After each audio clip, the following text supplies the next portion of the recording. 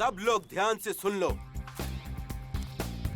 ये हैंडगन तो ठीक है, लेकिन ये हाई रेंज की गोलियां हम इस्तेमाल नहीं कर सकते, क्योंकि ये गोलियां सरहद पर सोल्जर्स इस्तेमाल करते हैं और शूटिंग रेंज के खेल में हाई रेंज की गोलियां इस्तेमाल करना गैर कानूनी है और हम कानून के लफड़े में नहीं पड़ना चाहते।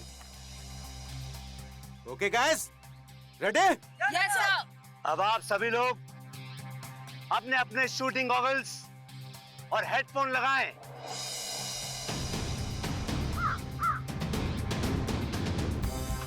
अब आप सभी लोग अपने अपने बंदूक उठाएं और अपने कंधे से लगाएं। आंख टारगेट पे और हाथ ट्रिगर पे, और जब मैं 3 बोलूं तो आप फायर कर देना। देखता हूं कौन कितना बड़ा निशानेबाज है। 1 2 3।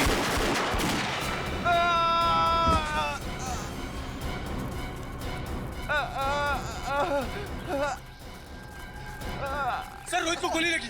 अरे कहाँ लगी इस गोली? शोल्डर पे। अरे ओह गॉड, मुझे बचा लो सर, मैं मरना नहीं चाहता सर। कुछ नहीं होगा तुम्हें, तुम घबराओ नहीं। ईशान, ये क्या किया तुमने? मार दिया इसको। Have you gone mad? तुमने सेकंड रूट पे गोली क्यों चला दी? इसे फौरन हॉस्पिटल लेके जाना होगा। चलो सर आप सही कह रहे, जल्दी जल्दी जल्दी ले चलिए। चलो चलो। ये आपने सही नहीं किया ईशान। अरे बकवास मत करो।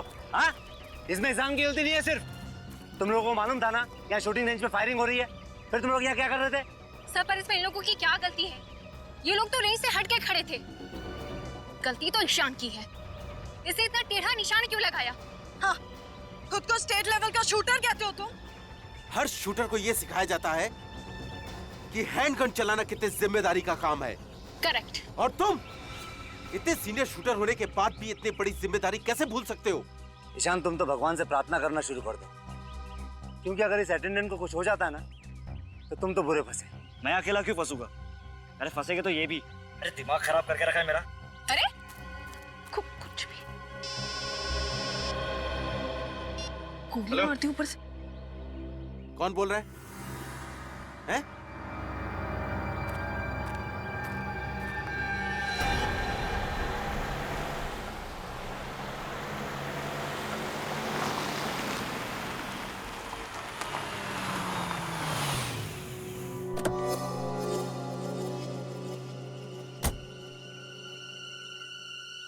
हेलो। हेलो, लेट क्यों हुआ? लेट क्यों हुआ? रास्ते में ट्रैफिक बहुत था, आ गया हूं ना। अंदर आ जाओ। अंदर? मैं अंदर आ गया हूं। सामने एक रूम दिख रहा है? हाँ दिख रहा है।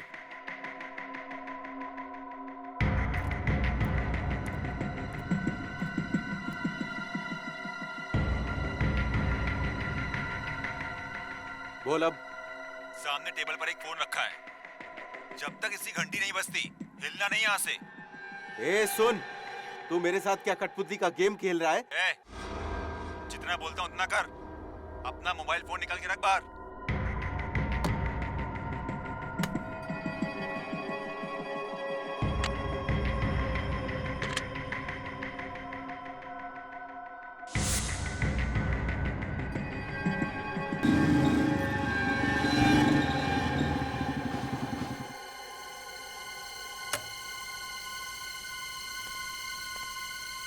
हेलो। हाँ,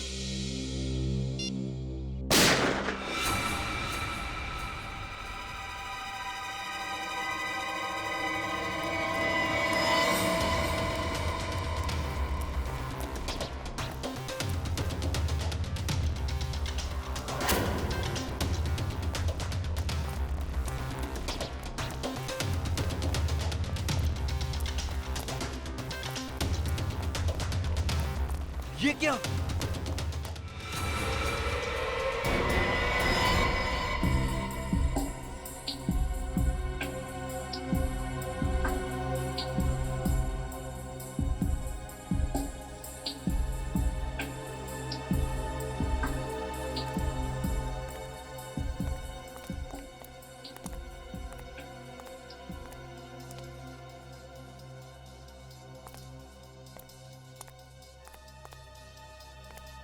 तुम यहाँ क्या कर रहे थे?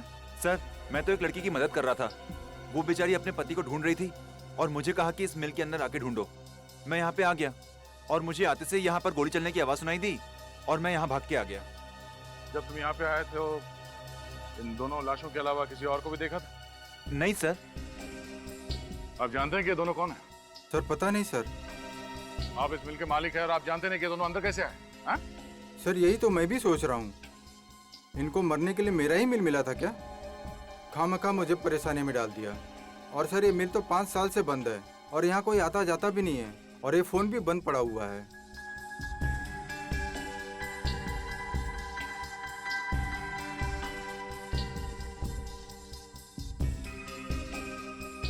कोई वॉचमैन नहीं है यहाँ पे? सर था एक वॉचमैन, लेकिन बच्चों की छुट्टियाँ होने की वजह से वो 1 महीने पहले गांव चला गया।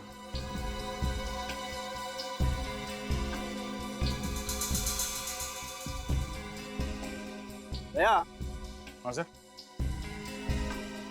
दया, जिस तरीके से ये लाशें पड़ी हुई हैं और जैसे गोली लगी है इस आदमी को, लगता है उस औरत ने ही गोली चलाई है इस पर। और उसके बाद इस औरत ने आत्महत्या कर ली। तो क्या इन दोनों को गोलियां उसी गन से लगी हैं? अब ये तो बैलिस्टिक रिपोर्ट के बाद ही पता चलेगा। सर एक और बात समझ में नहीं आ रही। अगर उस औरत को इस आदमी को मारकर आत्महत्या ही करनी थी तो इस मिल में ये टेबल, कुर्सी, फोन, इस सब का इंतजाम क्यों किया होगा? ये वैलेट मिला इसके पास। इस आदमी का नाम ज्ञान है सर, जू में रहता है। और इस औरत की तस्वीर इसके वॉलेट में है सर। सर कहीं ये प्यार का मामला तो नहीं? हो सकता है, पर उसके लिए ये सब तामझाम करने की क्या जरूरत थी? सर एक और बात, मैंने इस ज्ञान का मोबाइल फोन चेक किया। इसमें आखिरी 15 कॉल्स किसी प्राइवेट नंबर से आए हैं। प्राइवेट नंबर से? इस ज्ञान का इतिहास निकालना पड़ेगा, तभी पता चलेगा कि वो औरत है कौन और उसने इसे क्यों मारा। आप लोग इन्हें पहचानते हैं? ज्ञान जी? नहीं सर, ये नहीं हो सकता सर। इन्हें किसने मार दिया? इनकी तो किसी से कोई दुश्मनी भी नहीं थी। ये कौन है? जी ये रूपल जी हैं, ईशान की मम्मी। आप में से कोई बता सकता है कि ज्ञान जी और रूपल जी के बीच में क्या संबंध है?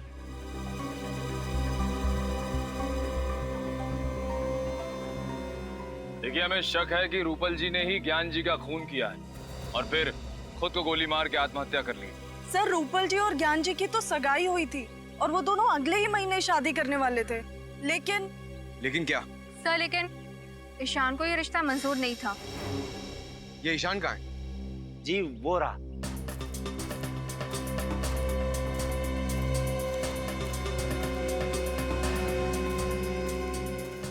क्या हुआ सर? आपने इतना अर्जेंटली क्यों बुलाया? और ये लोग कौन है? हम लोग सीआईडी से। ईशान, हमें आपसे आपकी माँ रूपल जी और ज्ञान जी के बारे में कुछ बातें करनी है। देखिए सर, आपको मेरी मम्मी के बारे में जो पूछना है पूछिए, मगर मुझे ज्ञान जी के बारे में कोई बात नहीं करनी। देखिए ईशान, खून का मामला है, थोड़ा तो कोऑपरेट करना पड़ेगा। खून? किसका खून? ज्ञान जी का। क्या? पवन मिल्स में हमें उनकी लाश मिली है, किसी ने उन्हें गोली मार दी है और हमें तो मैं क्या करूं?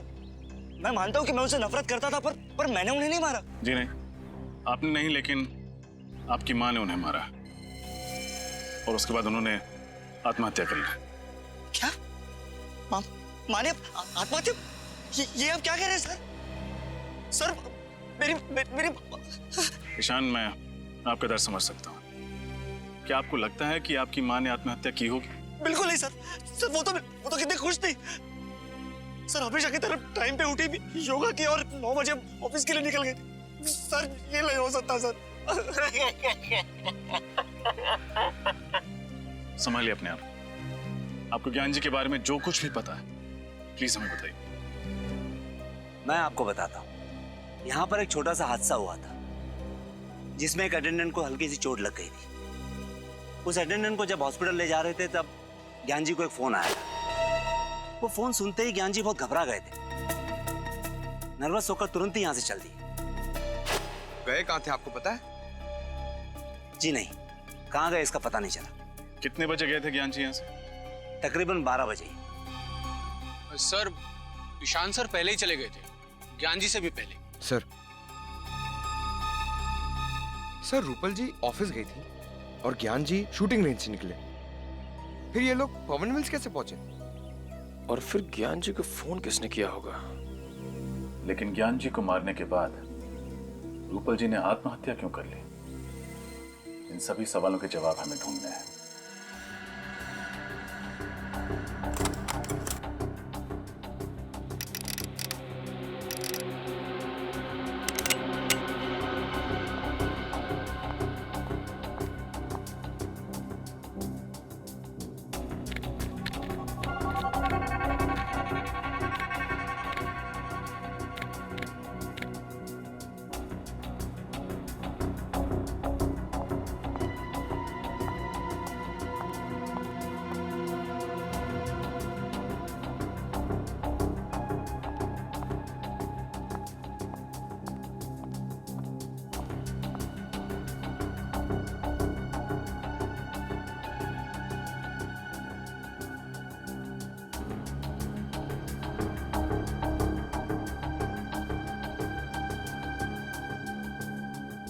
फाइल संभाल लेना, मैं फायर करने जा रही हूँ।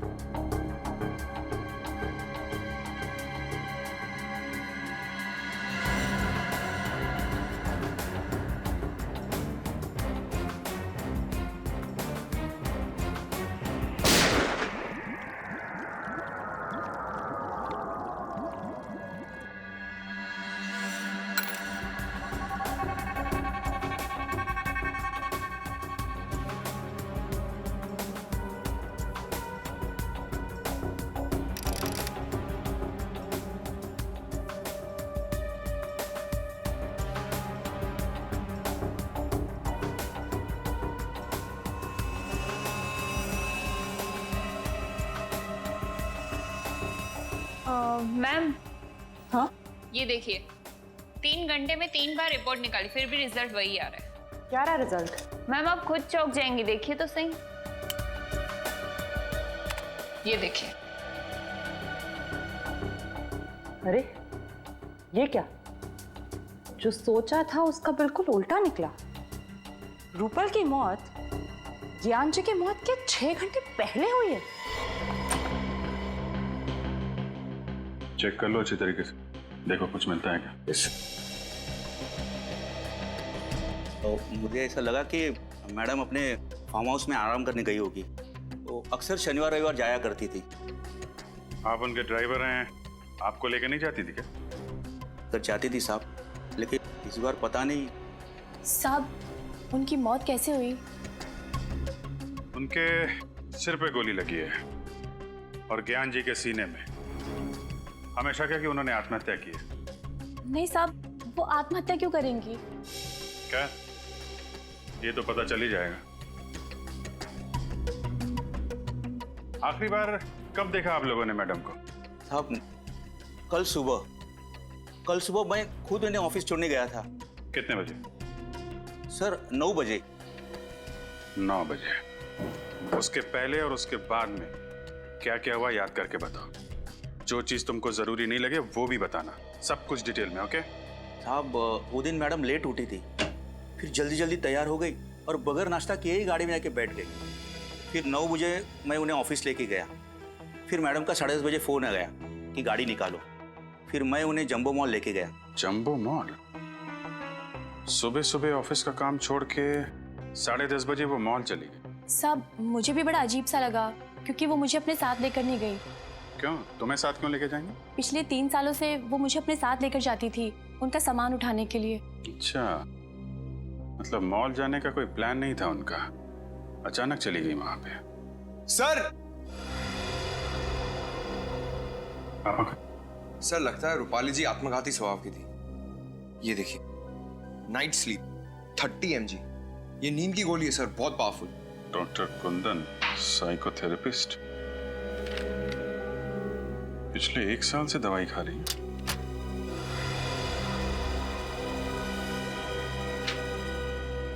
इधर आओ। ये रूपल मैडम किस चीज की दवाई खा रही थी? क्या बीमारी थी? अक्सर उन्हें मिर्गी के दौरे पड़ते थे, लेकिन 6 महीने से उनकी हालत में काफी सुधार था।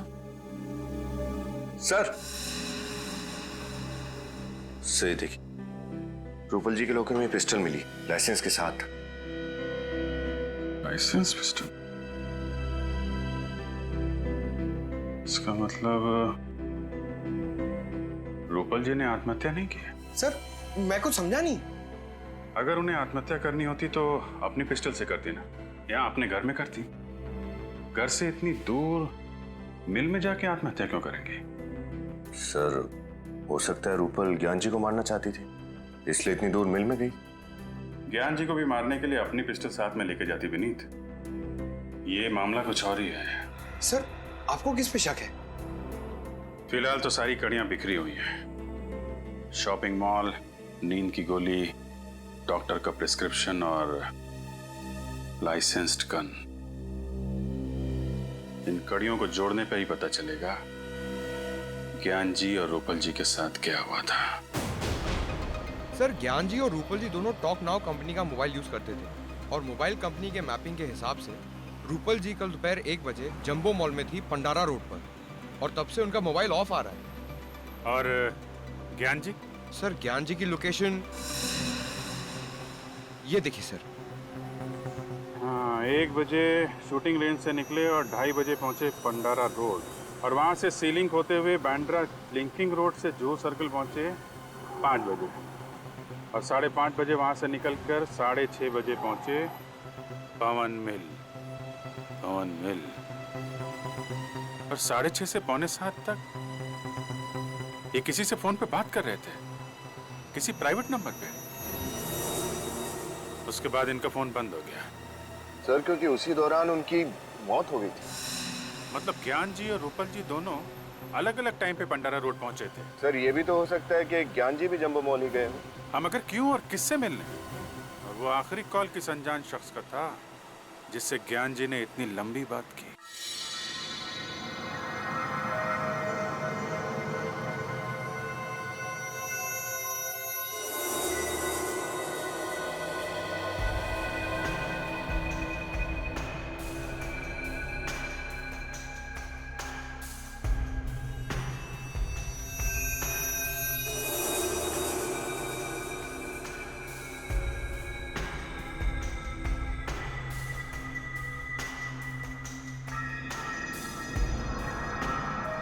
रतन जी सर। आज हमें किसी भी हालत में स्टॉक्स की पूरी डिटेल मैनेजर को देनी है। जी सर। एक्चुअली में ये काम पिछले हफ्ते ही हो जाना चाहिए था, पता है तुम्हें? Sir I am sorry sir, मेरी तबीयत खराब हो गई थी, इसके लिए मैं नहीं आ पाया था सर। जानता हूँ मैं। अब ऐसा करो, जल्दी जल्दी बताओ कौन कौन सी गोलियाँ स्टॉक में हैं और कितनी हैं। जी सर, ये 315 बोर की सर 21 गोलियाँ हैं, और इसी का कर्टन एक पैक है सर इधर। सर ये 12 बोर की 50 गोलियाँ हैं, और ये हैं 9 mm की इम्पोर्टेड रिवॉल्वर की गोलियाँ।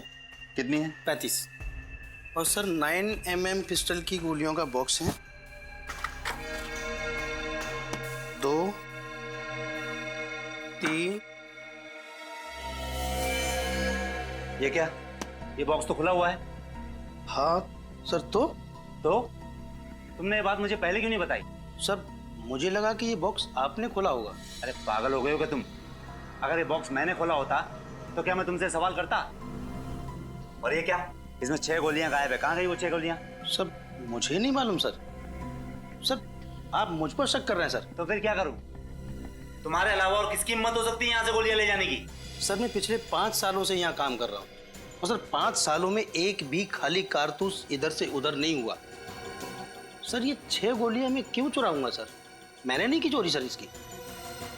देखो रतन। जी सर। यह एक कानूनी अपराध है, और अगर इन गोलियों की वजह से कुछ हो गया ना तो उसके लिए हम दोनों को जिम्मेदार ठहराया जाएगा। इसलिए मुझे इस बात की रिपोर्ट मैनेजर को करनी होगी। और हाँ, वो कल तुम शूटिंग रेंज से कहीं बाहर नहीं गए थे क्या? हाँ सर, सुबह में मैं शूटिंग रेंज का दरवाजा खोलकर बाथरूम तक गया था सर। तो सर मैंने देखा कि ईशान और जिया इधर आए। ईशान और जिया, वो भी सुबह सुबह? सर मैंने भी तो ये सवाल उनसे पूछा, लेकिन उन्होंने कोई जवाब नहीं दिया और सीधा अंदर चले गए सर। उन दोनों का सुबह सुबह यहाँ आना और शाम को मिस्टर ज्ञान का खून हो जाना, ये दोनों बातें संयोग नहीं हो सकती रतन। सर आपका मतलब है कि ईशान ने ही ज्ञान जी को? डॉक्टर तारिका प्लीज मजाक मत कीजिए, ये हो ही नहीं सकता। फ्रेडी से मैं मजाक नहीं कर रही हूँ, आइए दिखाती हूँ।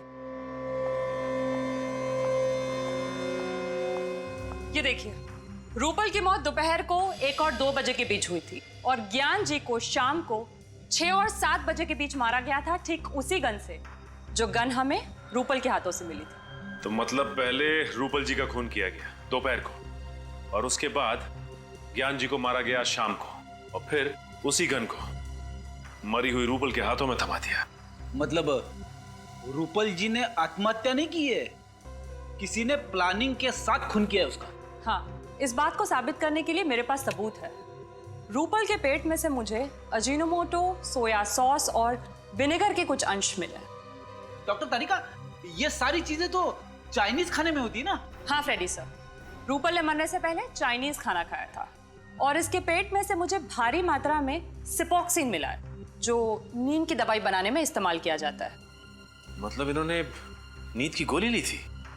ली थी या धोखे से दी गई थी ये तो नहीं बता सकते, लेकिन जाहिर है जो इंसान नींद में होता है वो आत्महत्या तो नहीं कर सकता, क्योंकि मानसिक तौर पे वो इतना होश में ही नहीं होता है कि वो आत्महत्या कर सके। सर,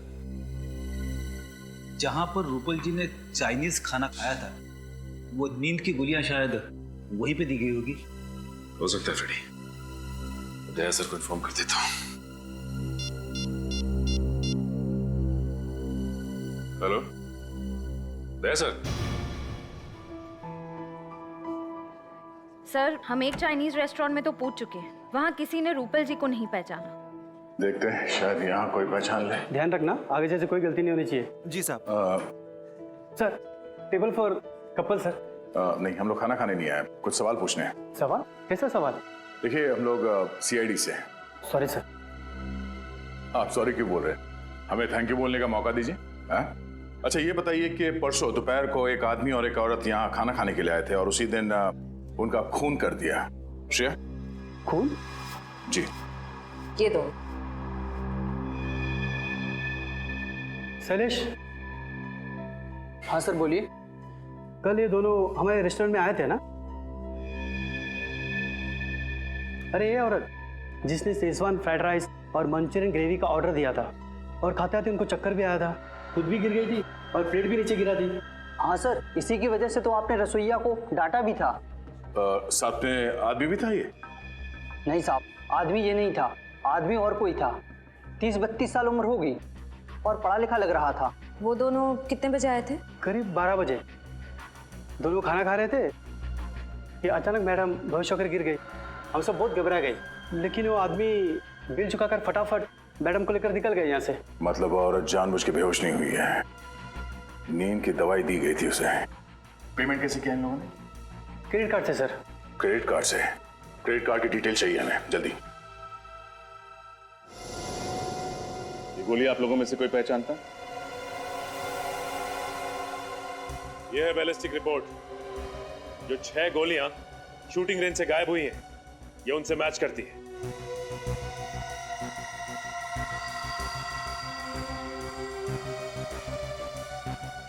बोलो जिया, तुमने ही चुराई थी नहीं गोली?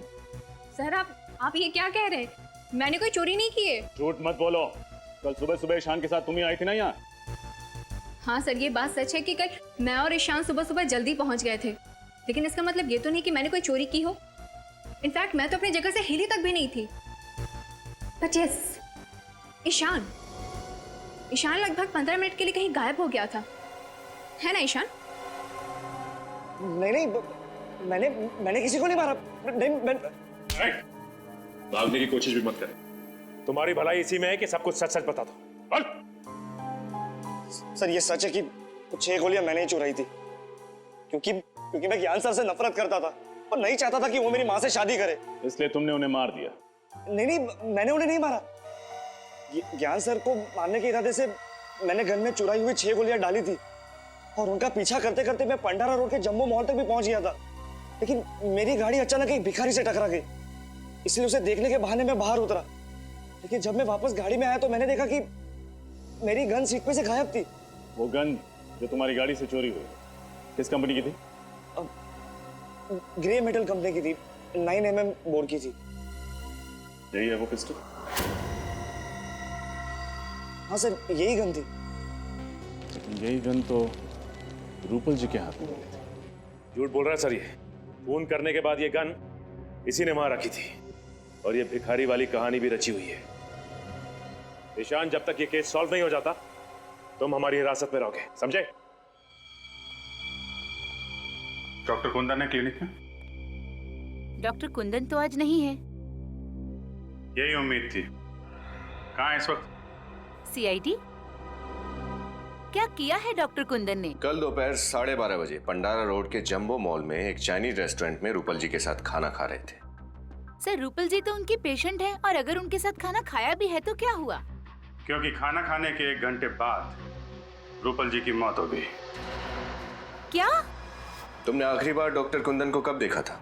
सर, परसों शाम को, और हमेशा की तरह वो अपना आखिरी पेशेंट अटेंड करके चले गए थे और मैंने ही क्लिनिक बंद किया था। मतलब क्लिनिक की 2 चाबियां हैं, एक आपके पास रहती है, एक डॉक्टर कुंदन के पास। जी सर, और बल्कि मैंने भी सर का काफी फोन ट्राई किया पर सर का फोन बंद था। और अगर फोन बंद है तो उन्होंने रूपल जी को रेस्टोरेंट कैसे बुलाया? केबिन कहाँ है उनका? जरा दिखाइए।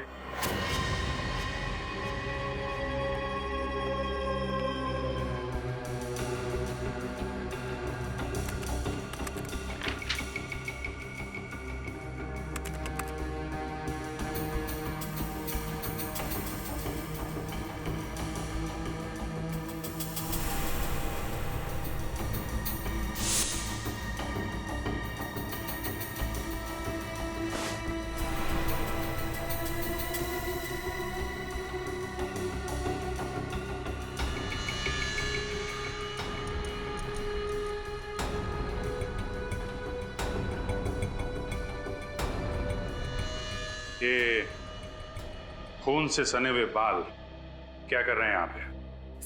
सर मुझे कुछ नहीं मालूम, बल्कि मुझे तो सर के केबिन में आने की परमिशन तक नहीं थी। मिशन नहीं थी? लगता है खाना खाने के बाद कुंदन जी यहाँ रूपल के साथ आए, यहाँ पे उसका खून किया और फिर लाश वहां ठिकाने लगा दी। सर, आपका अंदाजा ठीक निकला सर। ये देखिए, लेडीज सैंडल और खून में सने हुए ग्लव्स। ये तो रूपल जी के हैं। आपको कैसे मालूम? वो सर, एक्चुअली मुझे ना इन सैंडल्स का डिजाइन बहुत पसंद था, बल्कि मैंने रूपल जी से पूछा भी था कि उन्होंने ये कहाँ से खरीदे। अगर रूपल जी का खून डॉक्टर कुंदन ने किया है तो फिर ज्ञान जी को भी इसी ने मारा होगा। सर, एक बहुत अजीब बात है। डॉक्टर कुंदन एक साइकोथेरेपिस्ट है, फिर उन्होंने मेडिकल स्कूल में मुर्दों की परीक्षण की परमिशन क्यों मांगी? हाँ? डॉक्टर कुंदन तो जिंदा लोगों के दिमाग का इलाज करते हैं, तो फिर मुर्दा घर में मुर्दों से क्या बात करने गए थे? चाहता क्या है ये आदमी?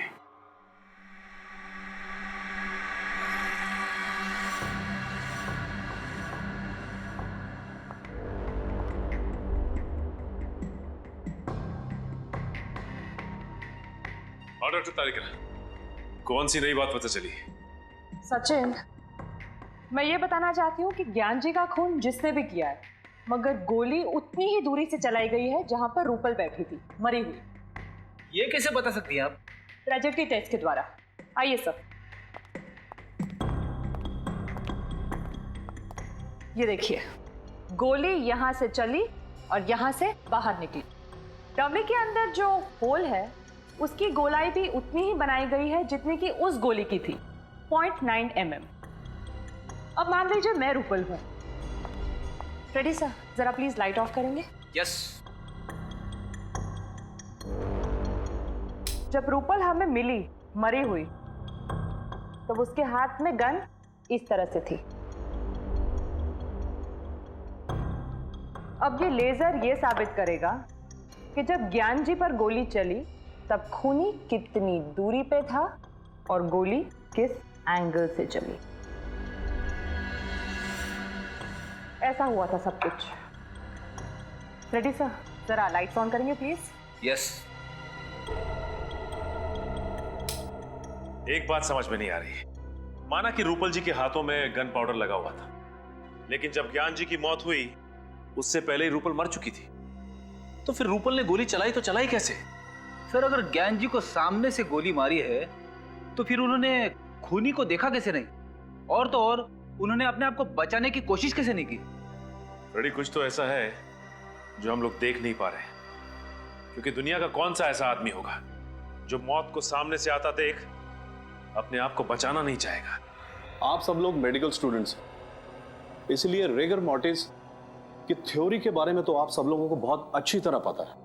आज हम प्रैक्टिकली देखेंगे कि रिगर मॉर्टिस आखिर कैसे होता है। किसी भी आदमी के मरने के बाद उसके शरीर में केमिकल चेंजेस कैसे आते हैं। उसके मरते ही कुछ घंटे के अंदर उसका ब्लड ठंडा हो जाता है और उसके शरीर के अलग अलग हिस्से सिकुड़ जाते हैं। लगभग 3 घंटे बाद रिगर मोर्टिस का असर शुरू होता है और इसकी शुरुआत चेहरे से होती है और तकरीबन 12 घंटे बाद शरीर का पूरा खून जम जाता है और शरीर इतना ठंडा पड़ जाता है कि इसे हिला पाना नामुमकिन होता है। सर 48 घंटे से लेकर 60 घंटे के अंदर तक शरीर का सड़ना और गलना भी शुरू हो जाता है ना?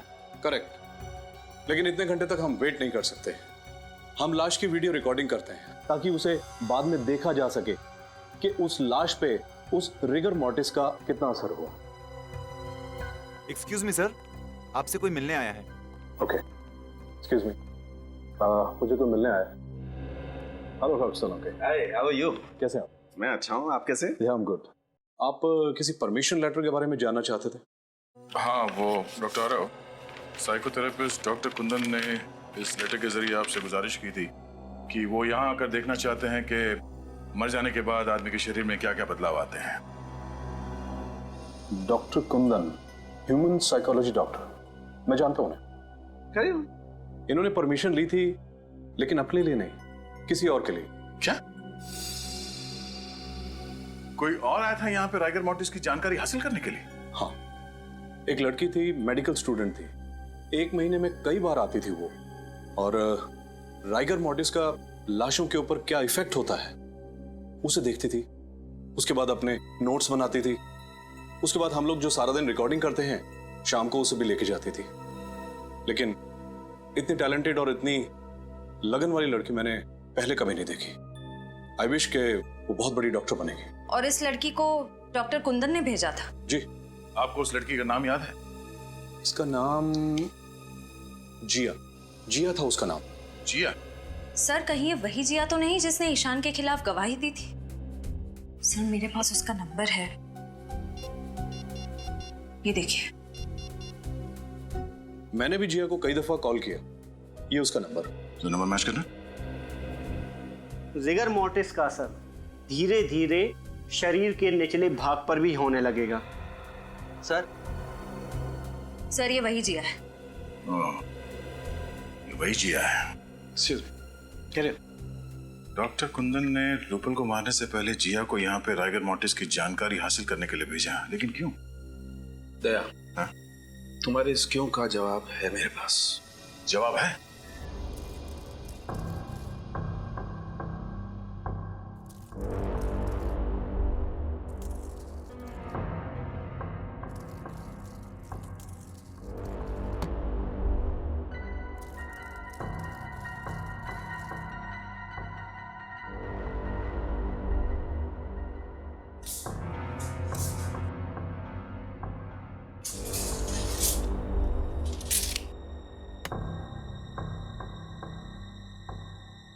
तो सब कुछ वैसे के वैसे ही सेट हो गया है जैसे कि लाशें हमें मिली थी। गुड। अब एक काम करो, तुम श्रेया के साथ लाश को ले आओ। चलो।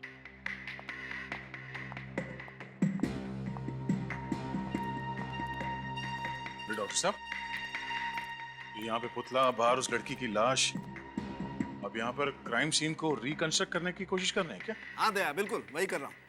और मैंने ऊपर कैमरा भी फिट कर दिए हैं जो सारी रिकॉर्डिंग करेंगे ताकि हमें मॉनिटर पे पता चल जाएगा बाहर कि अंदर क्या हो रहा है।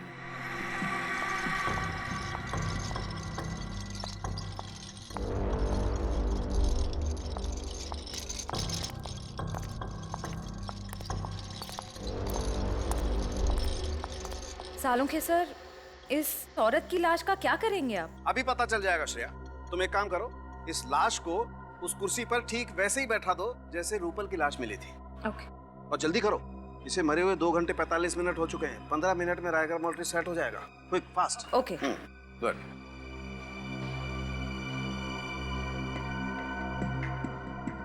गुड। तारिका, अब तुम एक काम करो, बाहर जाकर के मॉनिटर चेक करो, देखो कि सारे कैमरा सही तरीके की रिकॉर्डिंग कर रहे हैं या नहीं।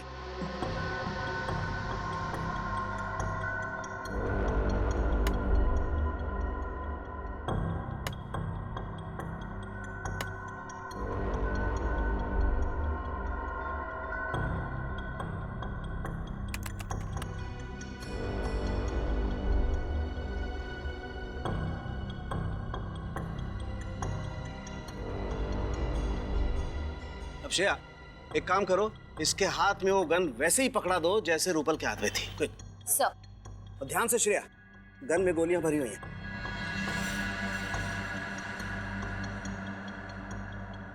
दया, बॉक्स में एक लकड़ी का पीस होगा, देखो जरा। ये हाँ।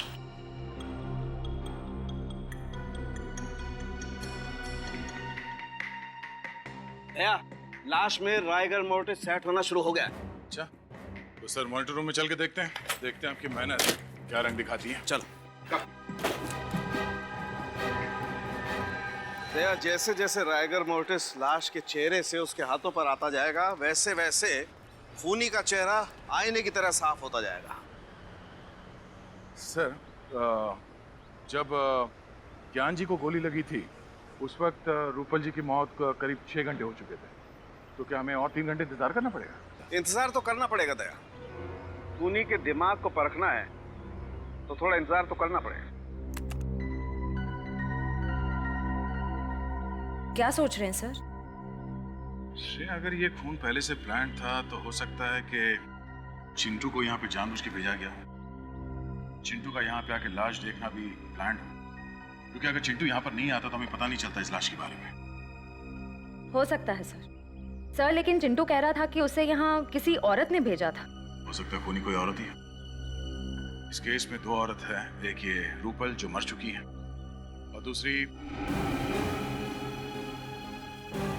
ओह नो, इस चिंटू को फौरन यहाँ बुला।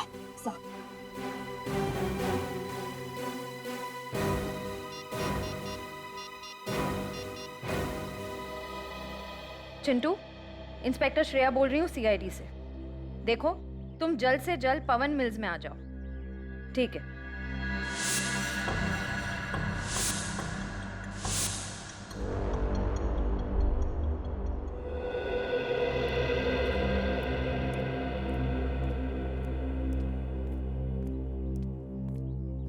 मैंने कुछ नहीं किया सर, मैंने जो कुछ देखा था आपको बता दिया। देखो चिंटू, घबराओ मत। तुमने बताया कि एक लड़की तुम्हें यहाँ पे लेके आई। जी सर। उस लड़की को देखोगे तो पहचान लोगे? हाँ? क्या ये लड़की थी वो? सर ये वही है सर। पक्का यही थी वो? यही है। इसका मतलब दोनों खून के पीछे जिया है।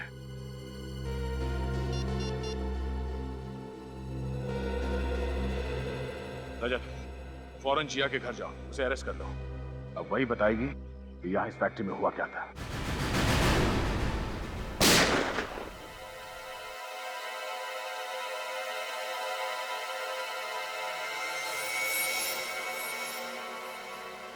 सीआईडी? वो भी इस वक्त? जिया जी, इतनी रात को आप शूटिंग रेंज में हो सकती हैं, तो हम क्यों नहीं? क्या मतलब क्या है आपका? मतलब ये कि आप एक मेडिकल स्टूडेंट हैं और एक मेडिकल स्टूडेंट को गन्स और गोलियों में दिलचस्पी। क्यों? मुझे शूटिंग का शौक नहीं हो सकता है क्या? हो सकता, लेकिन मुर्दा घरों में जाकर रेगा मोर्टिस की पढ़ाई करना, ये बात कुछ हजम नहीं हुई। पवन मिल्स में एक आदमी को भेजना ताकि वो गोली की आवाज सुन के सीआईडी को खबर कर सके, ये बात भी कुछ हजम नहीं हुई जिया जी। मतलब आप लोगों को सब पता चल गया? जी हाँ, और हम ये भी जानते हैं कि तुम्हारे साथ एक और आदमी भी है जो तुम्हें ये सब काम करवा रहा है। बताओ कौन है वो? जी वो मैं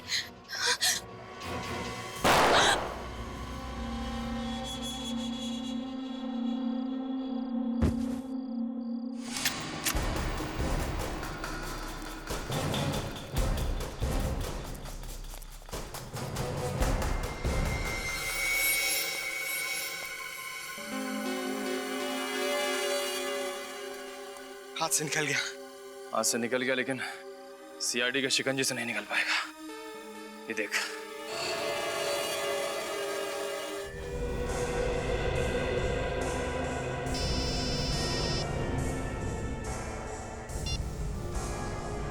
हेलो।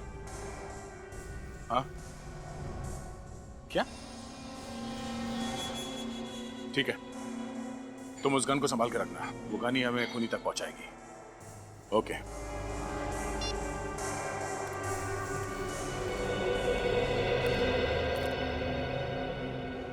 क्या हुआ सर? किसी ने जिया पे हमला कर दिया। क्या?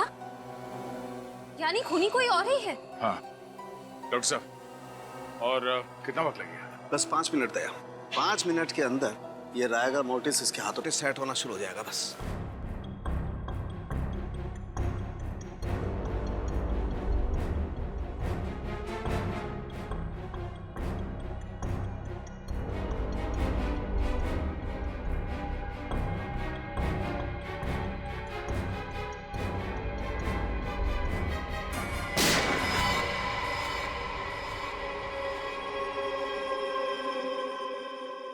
ये देख, ऐसे हुई थी मौत। पर अगर ज्ञान जी के सामने रूपल जी की लाश थी तो उन्हें वो लाश दिखी कैसे नहीं? इसका मतलब है जरूर कुछ तो होगा ज्ञान जी और रूपल जी के बीच, जिसकी वजह से ज्ञान जी को रूपल जी की लाश नहीं दिखी। लेकिन क्या? अंदर चल के देखते हैं सर।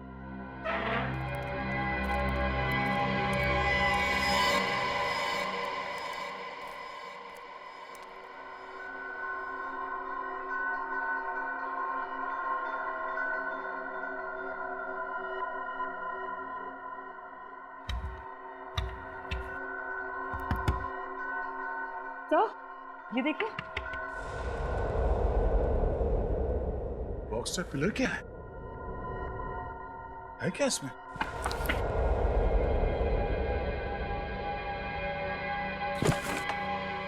अरे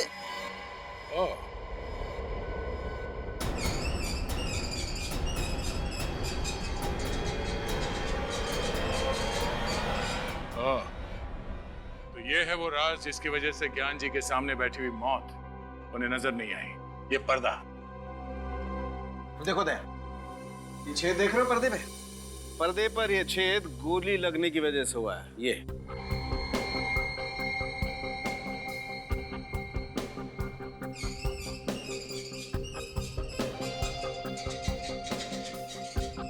सर इस तरफ बैटरी और सेंसर भी लगा हुआ है।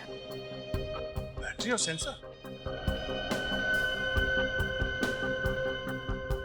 ओह, यानी कि जैसे ही गोली चली इस पर्दे पे झटका लगा और उस सेंसर को पता चल गया और ये पर्दा बंद हो गया। इसीलिए जब हम लोग यहाँ पर आए थे तो हमें ये पर्दा नहीं दिखा। तो शायद जब ये गोली चली ज्ञान जी के ऊपर, खूनी यहीं पर था। तो सोच समझ के प्लानिंग की है उसने। मगर सर ये किसका काम हो सकता है? वही जिसे गन्स, गोलियां और राइगर मोर्टिस की बहुत अच्छी जानकारी है, और वो एक ही आदमी हो सकता है।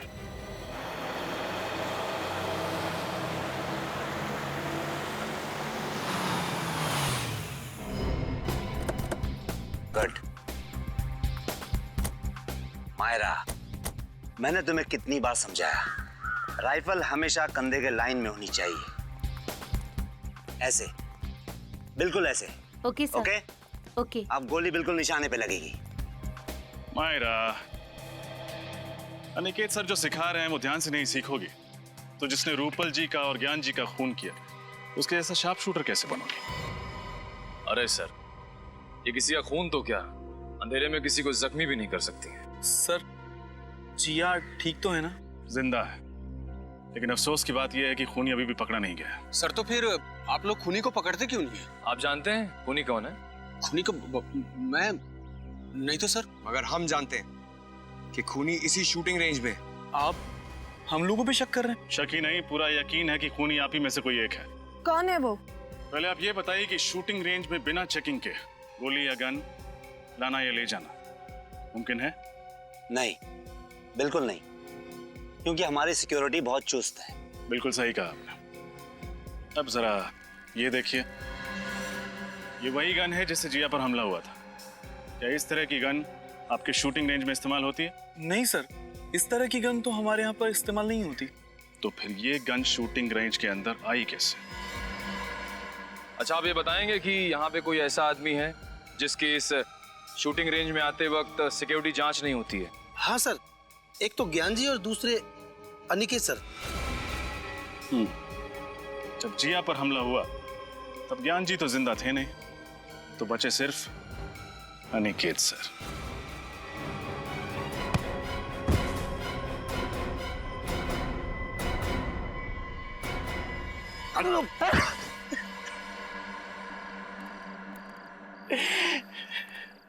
हाँ, मैं खूनी हूं। मैंने ही रूपल का खून किया है। दरअसल मुझसे ज्ञान और रूपल का रिश्ता देखा नहीं जाता था। मैं रूपल को तब से चाहता था जब वो मेरे साथ कॉलेज में पढ़ा करती थी। बहुत प्यार करता था मैं उससे, लेकिन उसने किसी और से शादी कर ली। और उसके गम में मैंने भी कसम खा ली कि मैं सारी जिंदगी कुंवारा रहूंगा। लेकिन एक दिन अचानक रूपल के पति की मौत के बाद मुझे ऐसा लगा कि शायद किस्मत मुझे एक और मौका दे रही है। लेकिन इससे पहले कि मैं अपने दिल की बात रूपल को कहता, ये ज्ञान बीच में आ गया और मेरी आंखों के सामने मेरा प्यार और उसकी बेशुमार दौलत मेरे हाथों से खिसकती नजर आई। ये बात मुझसे बर्दाश्त नहीं हुई। इसलिए रिगर मोर्टिस का अनोखा तरीका अपनाने के लिए तुमने पहले रूपल जी को मारा? हाँ, और उसके लिए मैंने डॉक्टर कुंदन और जिया की मदद ली। Sir, rigor mortis. Rigor mortis इंसान के मरने के ठीक 3 घंटे के बाद उसकी लाश में असर होना शुरू हो जाता है। लेकिन क्या हम ये पता लगा सकते हैं कि लाश के शरीर का कौन सा हिस्सा कब सिकुड़ना शुरू होगा? सर, ये कहना तो थोड़ा मुश्किल होगा, लेकिन हाँ, नामुमकिन बिल्कुल भी नहीं है। अगर आप लगातार लाश का निरीक्षण और परीक्षण करेंगे तो इस लाश की एक एक पेशियां कहां और कब सिकुड़ने लगेंगी, इसका ज्ञान आप हासिल कर सकते हैं। उसके बाद तुमने क्या किया? फिर मैंने रूपल की लाश को ले जाकर पवन मिल्स में रख दिया।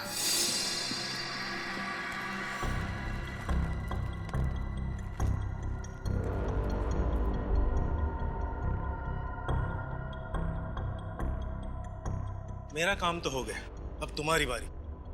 तुम देखते रहना डॉक्टर, मेरा वार भी खाली नहीं जाएगा। अब ऐसा करो डॉक्टर, तुम इस पिस्तौल को रूपल के दाहिने हाथ में रख दो। क्योंकि अभी तक रिगर मोर्टिस शुरू नहीं हुआ है, इसलिए पिस्तौल वाला हाथ दाहिनी ओर मुड़ जाएगा। तुम कहते हो तो मैं मान लेता, लेकिन मुझे यकीन नहीं हो रहा है कि तुम्हारा प्लान कामयाब होगा। अभी देखो डॉक्टर,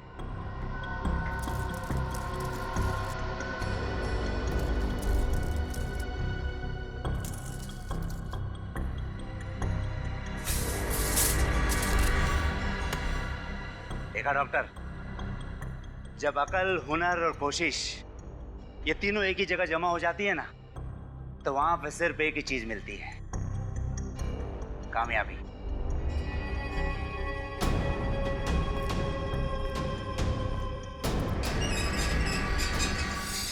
अब आप ये बताने का कष्ट करेंगे कि डॉक्टर कुंदन कहाँ पे है? वो मेरे घर पर है, मैंने उन्हें नींद का इंजेक्शन दिया है। अनिकेत, दौलत की लालच ने तुम्हें अंधा बना दिया।